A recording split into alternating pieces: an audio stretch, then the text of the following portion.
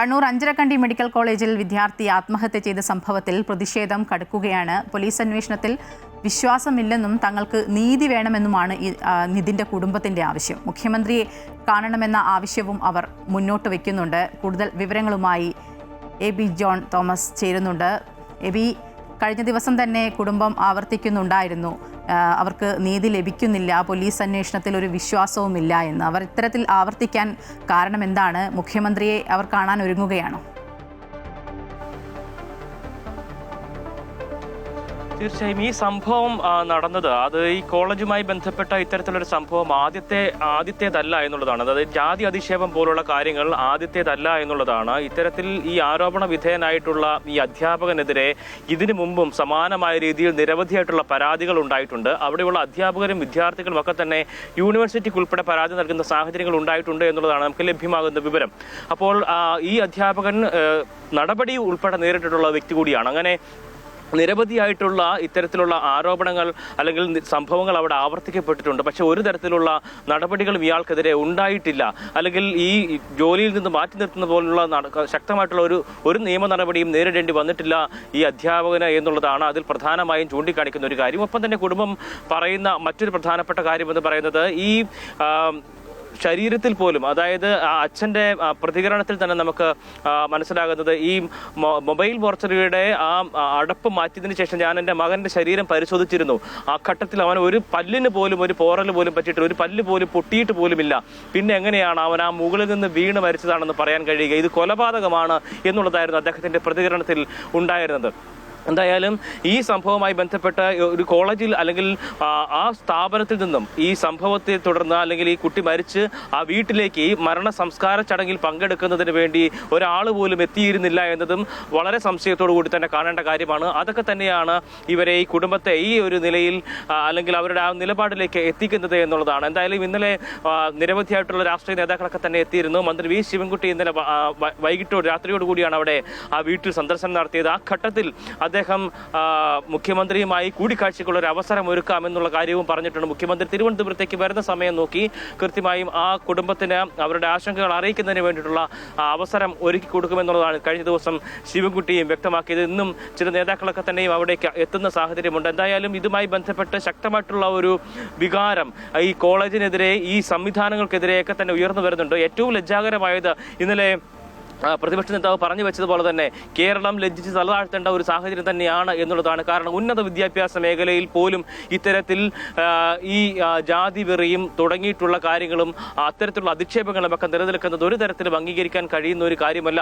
പുരോഗമന സമൂഹമെന്ന് പറയുമ്പോൾ പോലും അവിടങ്ങളിലെല്ലാം തന്നെ ഉണ്ടാകുന്നത് ഇത്തരത്തിലുള്ള കാര്യങ്ങളാണെങ്കിൽ പിന്നെ എന്ത് തരത്തിലുള്ള പുരോഗതിയാണ് നമ്മൾ കൈവരിച്ചിരിക്കുന്നത് എന്നുള്ള ഒരു സ്വയം വിമർശനമായിട്ടുള്ള ചോദ്യം തന്നെയാണ് ഈ ഘട്ടത്തിൽ ഉയർന്നു വരേണ്ടത് എന്നുള്ളതാണ്. എന്തായാലും ഈ അധ്യാപകർക്കെതിരെയുള്ള നടപടികളൊക്കെ തന്നെയും ആരംഭിക്കുന്നു എന്നുള്ളതാണ് ഘട്ടത്തിൽ മനസ്സിലാകുന്ന ഒരു കാര്യം. ഒപ്പം തന്നെ കുടുംബത്തിന്റെ ഉൾപ്പെടെ മൊഴിയെടുക്കുന്നതിന് വേണ്ടിയിട്ട് അന്വേഷണ ഉദ്യോഗസ്ഥരുടെ പക്ഷേ എത്താനുള്ള സാധ്യതയും ഉണ്ട് എന്നുള്ള കാര്യവും ഈ ഘട്ടത്തിൽ പറഞ്ഞു വെക്കേണ്ടതുണ്ട്. ഒപ്പം തന്നെ വിദ്യാർത്ഥികളുടെയും മൊഴിയെടുക്കാനുള്ള നടപടികളിലേക്കാണ് അധികൃതർ എത്തുന്നത്. എന്തായാലും ഈ സംഭവത്തിനെതിരെ ശക്തമായ രീതിയിലുള്ള വിമർശനങ്ങൾ, പ്രതിഷേധങ്ങളൊക്കെ തന്നെയും ഉയർന്നു വരികയാണ്. കുടുംബം പറയുന്ന പ്രധാനപ്പെട്ട കാര്യമെന്ന് പറയുന്നത് നീതി ലഭിക്കണം. അതിന് പോലീസ് അന്വേഷണത്തിൽ തങ്ങൾക്ക് ഈ നിലവിലെ സാഹചര്യത്തിൽ നീതി ലഭിക്കുമെന്നുള്ളതിൽ ഉറപ്പില്ല. കോടതിയെ ഉൾപ്പെടെ സമീപിക്കാനുള്ള തീരുമാനത്തിലാണ് കുടുംബം നിലവിലുള്ളത്. മായ, തീർച്ചയായും നിധിൻ്റെ കുടുംബത്തിന് നീതി ലഭിച്ചേ മതിയാകൂ. കാരണം നമ്മൾ ഇന്നലെ തന്നെ ആ ദൃശ്യങ്ങളൊക്കെ കണ്ടതാണ്. നമുക്ക് കണ്ണ് നിറയാതെ ഇന്നലെ ആ നിധിൻ്റെ വീട്ടിലുള്ള ദൃശ്യങ്ങളൊന്നും നമുക്ക് കാണാൻ കഴിയില്ല. അത്തരത്തിലായിരുന്നു ഇന്നലെ അവിടെ ഉണ്ടായിരുന്ന വൈകാരിക പ്രകടനങ്ങളൊക്കെ. അവരുടെ ഏക അത്താണിയായിരുന്നു നിധിൻ. ഒരുപാട് പ്രതീക്ഷകളൊക്കെയായി പഠിക്കാൻ പോയ വിദ്യാർത്ഥിയാണ് ഇന്നലെ ചേതനയറ്റ് ആ വീട്ടിലേക്ക് വന്നത്. അതുകൊണ്ട് തന്നെ അവർക്ക് ആ കുടുംബത്തിന് നീതി ലഭിച്ചേ മതിയാകൂ. ഈ ആരോപണ വിധേയരായ അധ്യാപകർ അവരുടെ അറസ്റ്റ് ഇന്ന് ഉണ്ടായേക്കുമെന്നുള്ള സൂചനയൊക്കെയുണ്ട്. കോളേജിൽ കൂടുതൽ അധ്യാപകരുടെയും ഒപ്പം വിദ്യാർത്ഥികളുടെയൊക്കെ മൊഴി അന്വേഷണ സംഘം ഇന്ന് എടുക്കും. അധ്യാപകർ നേരത്തെ തന്നെയും ജാതി അധിക്ഷേപം നടത്തിയതായുള്ള വിവരങ്ങളൊക്കെയുണ്ട്. ഇപ്പോൾ ഇവയും അത്തരത്തിലുള്ള വിവരങ്ങളൊക്കെ പറയുകയും ചെയ്തു. ഒപ്പം വിദ്യാർത്ഥി പണം കടമെടുത്ത ഒരു ആപ്പിനെ ചുറ്റിപ്പറ്റിയും അന്വേഷണം പുരോഗമിക്കുകയാണ്. ജോസഫ് അഗസ്റ്റിൻ കൂടി ചേരുന്നുണ്ട്. ജോസഫ്, ഈ ജാതി അധിക്ഷേപത്തിനൊപ്പം തന്നെ ഈ വിദ്യാർത്ഥി ലോൺ എടുത്തു എന്ന് പറയുന്ന ഒരു ആപ്പിനെ ചുറ്റിപ്പറ്റി ഇപ്പോൾ അന്വേഷണങ്ങളൊക്കെ നടക്കുന്നുണ്ടല്ലോ. ഇപ്പോൾ പ്രധാനമായിട്ടും ഈ രണ്ട് അധ്യാപകരാണ് ഇപ്പോൾ പ്രതിപട്ടികയിലുള്ളത്. അവരുടെ അറസ്റ്റ് ഇന്നുണ്ടാകുമോ? കൂടുതൽ അധ്യാപകർ ഈ പ്രതിപട്ടികയിലേക്ക് വരാൻ സാധ്യതയുണ്ടോ? എന്തൊക്കെയാണ് വിവരങ്ങൾ? മയ, തീർച്ചയായും ഇന്ന് വിദ്യാർത്ഥികളുടെയും അധ്യാപകരുടെയും വിശദമായ മൊഴി പ്രത്യേക അന്വേഷണ സംഘം രേഖപ്പെടുത്തും. അതിനുശേഷം തുടർ നടപടികളിലേക്ക് കടക്കുമെന്നാണ് ഇന്നലെ കമ്മീഷണർ വ്യക്തമാക്കിയിട്ടുള്ളത്. ഇതുമായി ബന്ധപ്പെട്ട് 7 അംഗ സംഘത്തെയാണ് ഇപ്പോൾ സർക്കാർ നിയോഗിച്ചിട്ടുള്ളത്. ഇതിൽ എല്ലാ കാര്യങ്ങളും വിശദമായ ചർച്ചകൾക്ക്, അന്വേഷണങ്ങൾക്ക് വിധേയമാക്കുമെന്ന് അദ്ദേഹം ഉറപ്പു നൽകുകയും ചെയ്യുന്ന സാഹചര്യമുണ്ടായിരുന്നു. ഇന്നലെ ജാതി അധിക്ഷേപത്തിന് പുറമെ മറ്റൊരു കേസ് കൂടി രജിസ്റ്റർ ചെയ്തിട്ടുണ്ട്. അതിൽ ഏറ്റവും പ്രധാനപ്പെട്ടത് ഈ നിതിൻ രാജ് മറ്റൊരു ഫോൺ വഴി ആപ്പ് ഉപയോഗിച്ചുകൊണ്ട് പണം ലോണായിട്ട് എടുത്തിരുന്നു. ആ ലോൺ അടവ് പലകുറിയും മുടങ്ങുന്ന ഒരു സാഹചര്യത്തിൽ ഈ കോണ്ടാക്റ്റിലുണ്ടായിരുന്ന ഒരു അധ്യാപികയുടെ ഫോണിലേക്ക് നിരന്തരം കോളുകൾ വരുന്ന ഒരു സാഹചര്യം ഉണ്ടായിരുന്നു.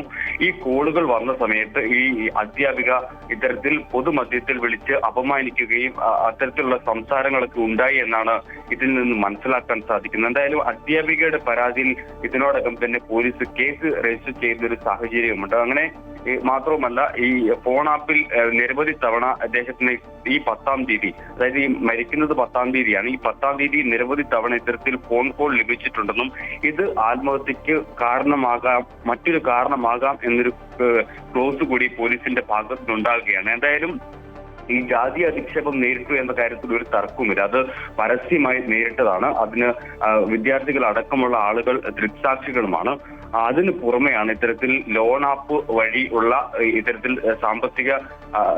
സാമ്പത്തികമായിട്ടുള്ള കാര്യങ്ങളിൽ വലിയ രീതിയിലുള്ള ഭീഷണി നിതിൻ രാജ് നേരിട്ടതായി മനസ്സിലാക്കാൻ സാധിക്കുന്നത്. അതുകൊണ്ട് തന്നെയാണ് സൈബർ വിദഗ്ധർ ഉൾപ്പെടുന്ന 7 അംഗ സംഘത്തെയാണ് ഇപ്പോൾ പ്രത്യേക അന്വേഷണത്തിനായി നിയോഗിച്ചിട്ടുള്ളത്. ഇന്ന് പ്രതിഷേധം അഞ്ചരക്കണ്ടി മെഡിക്കൽ കോളേജിൽ കനക്കുമെന്ന് തന്നെയാണ് മനസ്സിലാക്കാൻ സാധിക്കുന്നത്.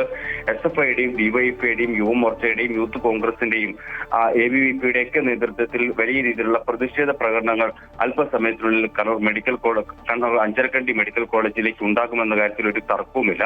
ഈ നിതിൻ രാജിന്റെ മരണത്തിൽ അധ്യാപകർ ഇതിനു മുമ്പും സമാന രീതിയിൽ പഴി കേട്ടിട്ടുള്ളവരും നിലവിൽ ഇത്തരത്തിൽ സസ്പെൻഷനിലായിട്ടുള്ള അധ്യാപകരാണ്. അപ്പോൾ ഇതിനു മുമ്പും ഈ സമാനമായിട്ടുള്ള കുറ്റകൃത്യം അവർ ചെയ്തിട്ടുണ്ട്. അവർക്കെതിരെ നടപടിയും സ്വീകരിച്ചിട്ടുണ്ട്. പക്ഷേ ഇത് ഈ കോളേജ് അധികൃതർ കാര്യമായി ഗൗനിക്കാത്തത് കൊണ്ടാണ് ഈ കാര്യങ്ങൾ തുടർന്നു കൊണ്ടുപോകുന്നതെന്നുള്ള ഗുരുതരമായിട്ടുള്ള ആരോപണമാണ് വിദ്യാർത്ഥികൾ ഉൾപ്പെടെ ഉന്നയിക്കുന്നത്. ഇതിൽ തന്നെ മറ്റൊരു പ്രധാനപ്പെട്ട കാര്യം, ഈ സംഭവം നടക്കുന്നത് വെള്ളിയാഴ്ച, അതായത് കഴിഞ്ഞ വെള്ളിയാഴ്ച 1 മണിക്കാണ്. ആ 1 മണിക്ക് ആ കുട്ടി കെട്ടിടത്തിന്റെ മുകളിൽ നിന്ന് താഴേക്ക് ചാടുന്നു. 3 മണിയാകുമ്പോഴത്തേക്ക് മരണം സ്ഥിരീകരിക്കും. ഇത്തരത്തിലൊരു ആത്മഹത്യാ ശ്രമം ഉണ്ടായാൽ തന്നെ കോളേജ് അധികൃതർ പോലീസിൽ ഉടൻ വിവരം അറിയിക്കേണ്ടത്. പക്ഷേ കോളേജ് അധികൃതർ വിവരം അറിയിക്കുന്നത് 6:10 കൂടിയാണ്. അപ്പോൾ ചില കാര്യങ്ങൾക്ക് കോളേജ് അധികൃതരുടെ ഭാഗത്തു നിന്നും വലിയ രീതിയിലുള്ള വീഴ്ച ഈ സംഭവങ്ങളിലെല്ലാം തന്നെ ഉണ്ടായിട്ടുണ്ട് എന്ന കാര്യത്തിൽ ഒരു തർക്കവുമില്ല. അങ്ങനെ എല്ലാ കാര്യങ്ങളും കൃത്യമായ അന്വേഷണത്തിന് വിധേയമാക്കണം. അധ്യാപകരെ പിരിച്ചുവിടണം. കുറ്റക്കാരായ എല്ലാ അധ്യാപകരെയും പ്രതിപട്ടികയിൽ കൊണ്ടുവരണമെന്നുള്ള ആവശ്യമാണ് വിദ്യാർത്ഥി യുവജന സംഘടനകൾ പ്രധാനമായും ഉയർത്തുന്നത്. ഇതിനോടനുബന്ധിച്ച് വലിയ രീതിയിലുള്ള പ്രതിഷേധങ്ങൾ കോളേജിലുണ്ടാകും. മാത്രമല്ല, അധ്യാപകരുടെ അറസ്റ്റിനുൾപ്പെടെ സാധ്യതയുണ്ട് എന്നാണ് മനസ്സിലാക്കാൻ സാധിക്കുന്നത്. ഇന്നലെ കഴിഞ്ഞ ദിവസം രജിസ്റ്റർ ചെയ്ത FIRൽ അൺനാച്ചുറൽ ഡെത്ത്, അസ്വാഭാവിക മരണത്തിനായിരുന്നു കേസെടുത്തതെങ്കിൽ ഇന്നലെ അത് മാറ്റിയിട്ടുണ്ട്. പട്ടികജാതി പട്ടികവർഗ അതിക്രമ നിരോധന നിയമപ്രകാരമുള്ള വകുപ്പുകൾ ചുമത്തിയിട്ടുണ്ട്. ഇത് ജാമ്യമില്ലാത്ത വകുപ്പുകളാണ്. ആത്മഹത്യ പ്രേരണ കുറ്റവും ചുമത്തിയിട്ടുണ്ട്. ഈ 2 വകുപ്പുകൾ കൂടി പുതുതായി ചേർത്തിട്ടുണ്ട് എന്നാണ് ഏറ്റവും പ്രധാനപ്പെട്ടത്. ഈ 2 വകുപ്പുകളുടെ അടിസ്ഥാനത്തിൽ അവരെ ചോദ്യം ചെയ്യും. മാത്രമല്ല, അറസ്റ്റ് ഉൾപ്പെടെയുള്ള നടപടികളിലേക്ക് കടക്കാനുള്ള ഒരു സാധ്യതയാണ് ഈ ഘട്ടത്തിൽ കാണുന്നത്. എന്തായാലും ഏറ്റവും നിർണായകമായത് ആ കുട്ടിയുടെ തന്നെ ശബ്ദ സന്ദേശമാണ്.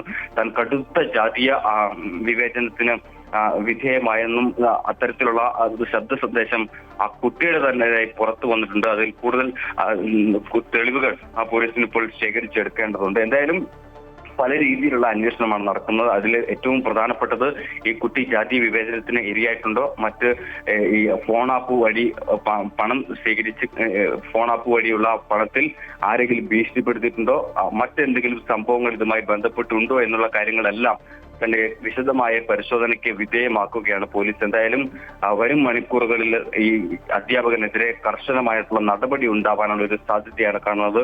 കൂടുതൽ പേർ പ്രതിപട്ടികയിൽ ഉണ്ട് എന്ന് തന്നെയാണ് മനസ്സിലാക്കാൻ സാധിക്കുന്നത്. മായ.